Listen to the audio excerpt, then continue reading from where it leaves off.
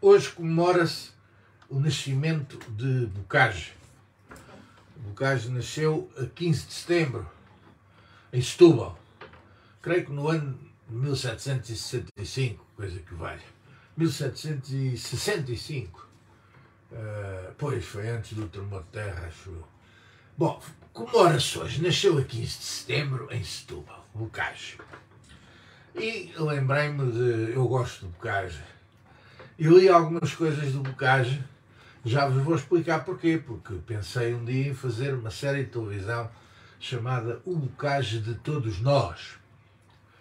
Porque o Bocage deve ser, na minha opinião, o poeta que mais pertence aos portugueses. Não há português que não conheça o Bocage, mas não seja por causa de uma ou outra anedota.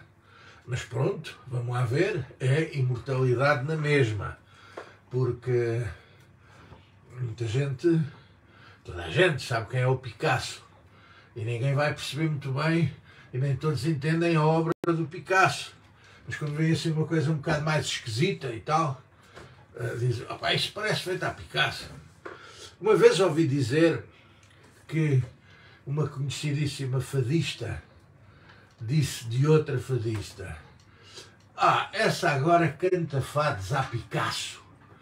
Só porque aquilo era, enfim, um bocadinho fora do normal o que ela cantaria agora. Eu sei quem foi, mas não vou dizer os nomes. Já não estão entre nós, infelizmente, claro. Não vou dizer os nomes porque eu não vi isto escrito em lado nenhum, não li, não está documentado. Ouvi uma vez uma pessoa contar esta história. E, portanto, não pode não ser bem assim. De qualquer das formas, é engraçado, não é ofensivo. A pessoa te disse, isto está a cantar fados a Picasso. O Bocage também caiu nas anedotas, caiu em tudo. Mas porquê? Porque ficou alguma coisa da sua obra que era usava muito a sátira. E ficou alguma coisa disso. E, portanto, isso é bom, isso é imortalidade. Eu tenho aqui, com licença, 2 livros do Bocage. Porque há outra, um deles é a poesia erótica, burlesca e satírica. Cá está. Poesia erótica, burlesca e satírica. E para um homem que morreu tão novo, eu creio que ele morreu em 1805, portanto, acho que ainda não tinha feito 40 anos, para um homem tão novo, teve uma produção enorme. Mas aquilo, segundo dizem, era quase carregar para a boca. Alguém dizia uma boca qualquer e ele respondia em verso. Mas bem feitos. Não eram propriamente quadros populares, com a rima mais que forçada, etc, etc. Tem o seu valor, mas pronto, é o que é. Mas, dizia eu, e depois tenho aqui outro que nos fala de outra faceta da vida de Bocage, que era o Bocage maçom. O Bocage era maçom. E ganhou muitos inimigos por causa disso. Um deles, o Pinamanique. Não é verdade? Um deles, o Pinamanique. Ganhou muitos amigos por causa disso. O Bocage era maçom e tinha ideias que têm tudo a ver com a maçonaria. O Bocage teve uma vida idêntica. Quanto a mim, há de Camões.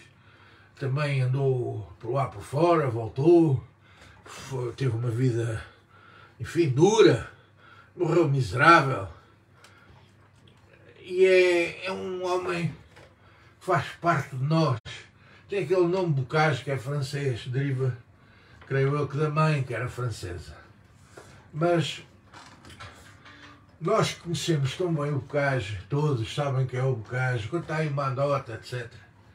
Mas se calhar conhecemos muito pouco da vida dele.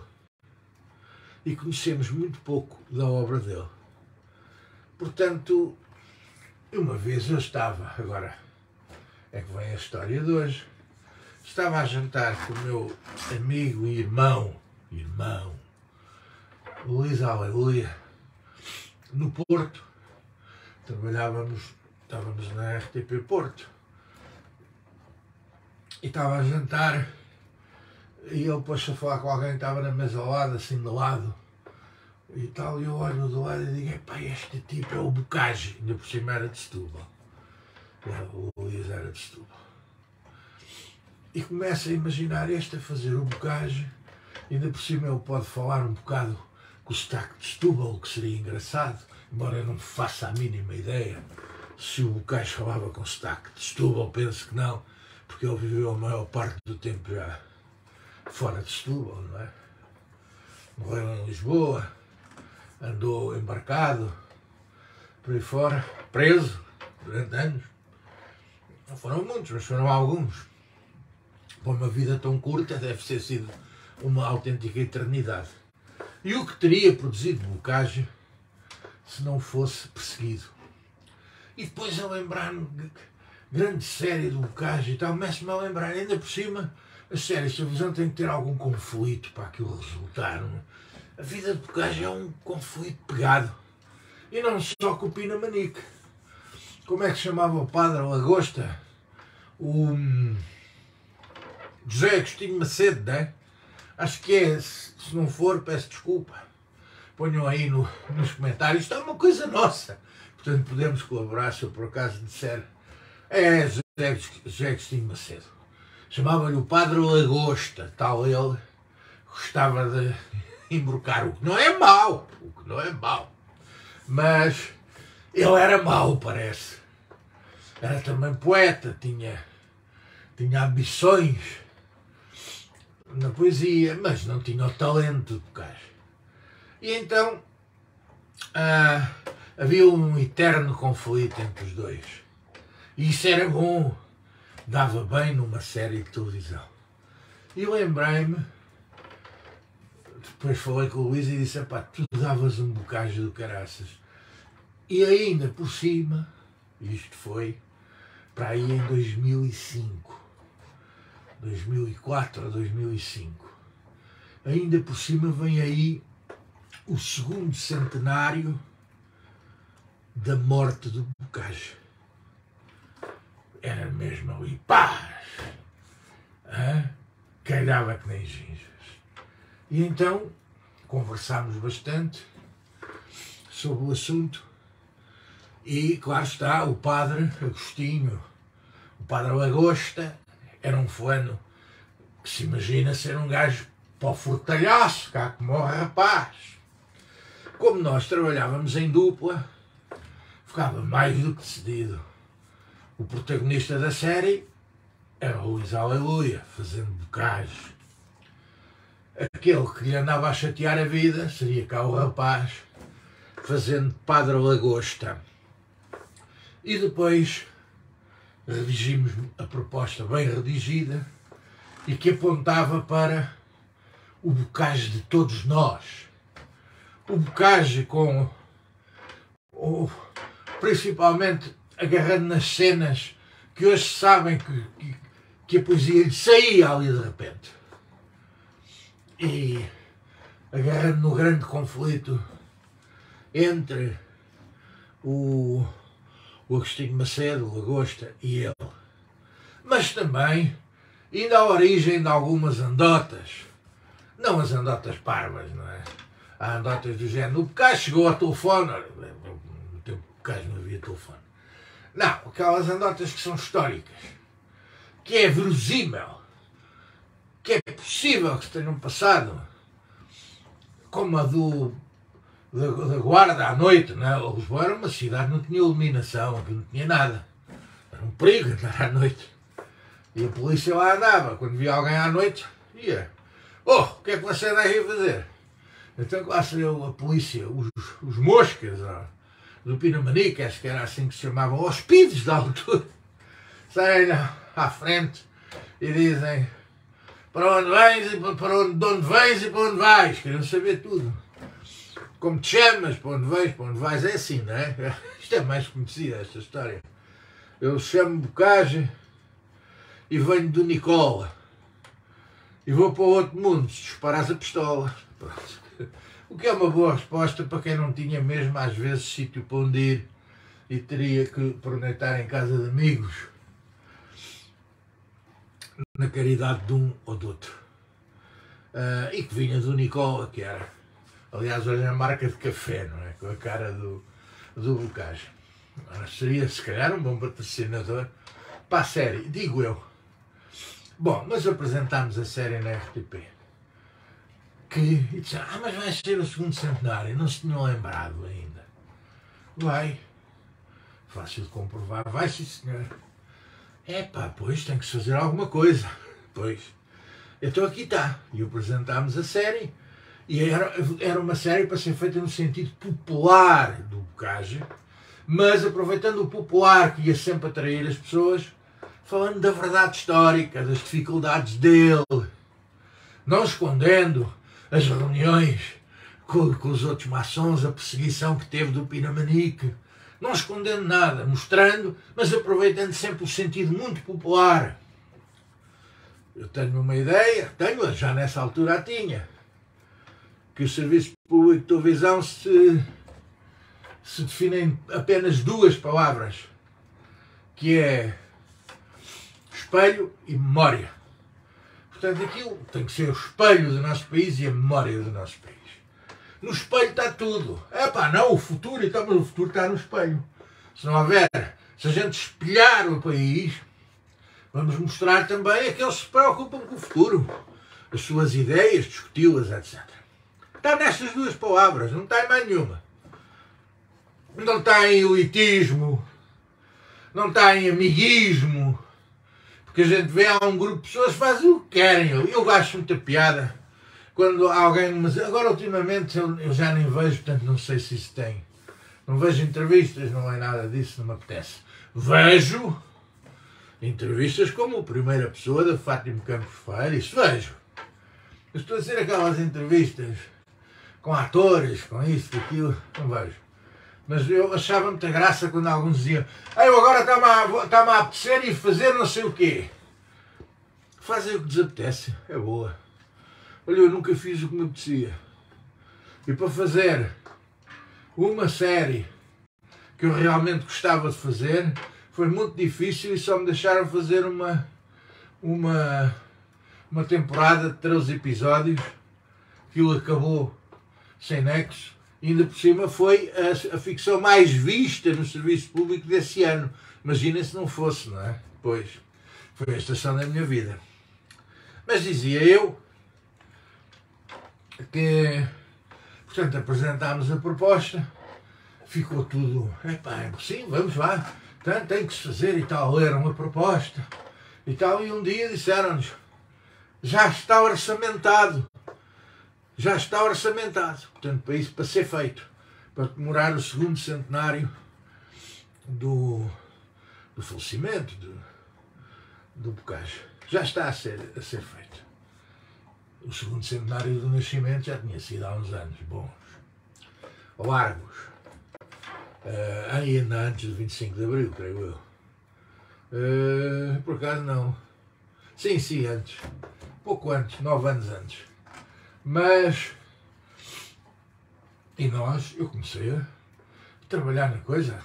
Palavra de saloio vale mais que uma escritura.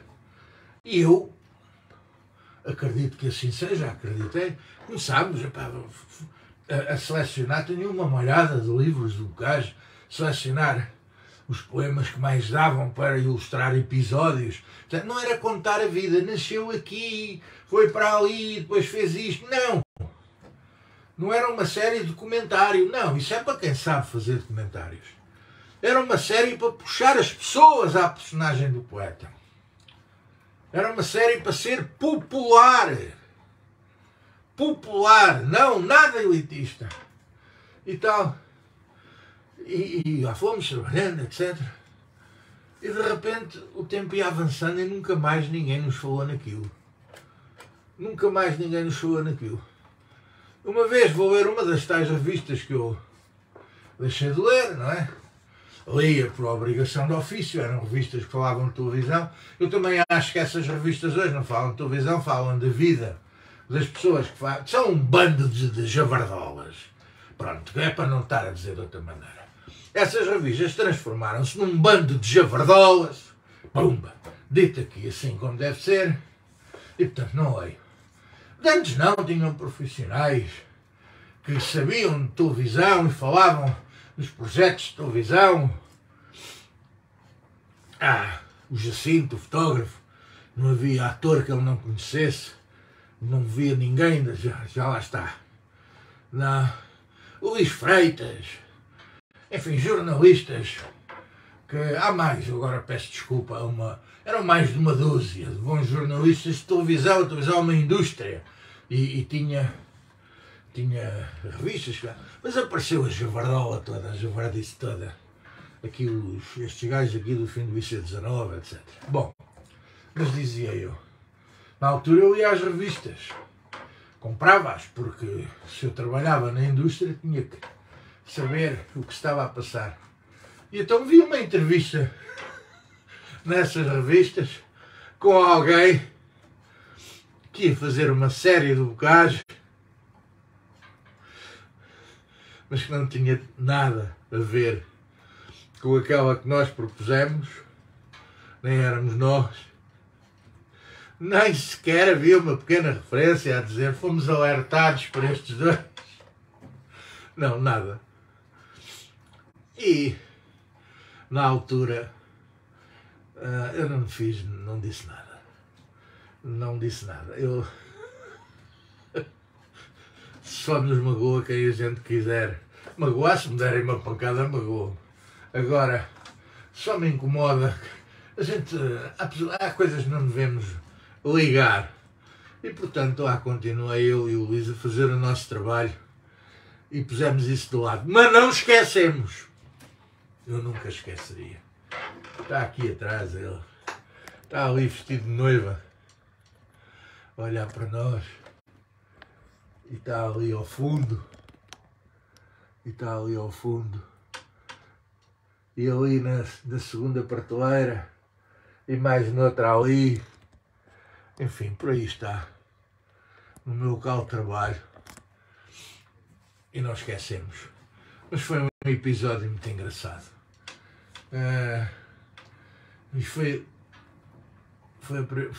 Fizeram-me isso na RTP 2 vezes.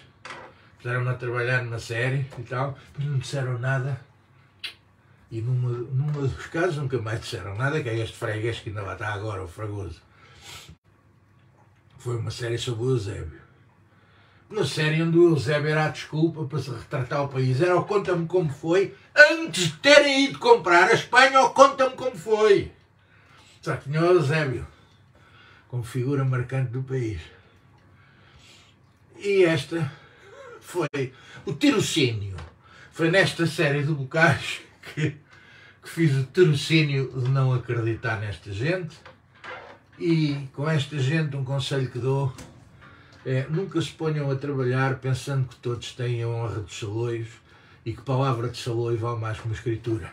Aliás, houve outro senhor com quem eu apertei a mão e disse-lhe o ditado: eu sou saloio e palavra de saloio vale mais que uma escritura. E comecei a fazer o trabalho, contratei pessoas, etc. E depois desapareceu e nem me atendia. Foi um fulano que é genro do Cavaco. Nem lhe digo o nome. Um fulano que é genro do Cavaco. Fez isso numa rádio que está aí muito na berra. Depois-me a fazer apanhados de rádio e depois desapareceu do mapa e nunca mais disse nada. Curiosamente, dessa safei-me. Porque agarrei no material que já tinha feito, paguei às pessoas todas que trabalharam nisso, o que estava combinado, e com o material já feito, vendi-o a outra rádio, que me pagou mais do que a primeira. E eu não me esqueço isso. Dizendo eu, mas olha que isto estava ali. Cumpriram o contrato consigo? Não, senhor, nem me respondem. Então nós temos muito gosto em comprar, porque isso é um trabalho que nos vai ser útil. E foi. Mas pronto, há gente que não merece que se acredite neles. O que é que diria o Bocage desta gente? Eu, por acaso, para isto acabar bem, podia ter escolhido ali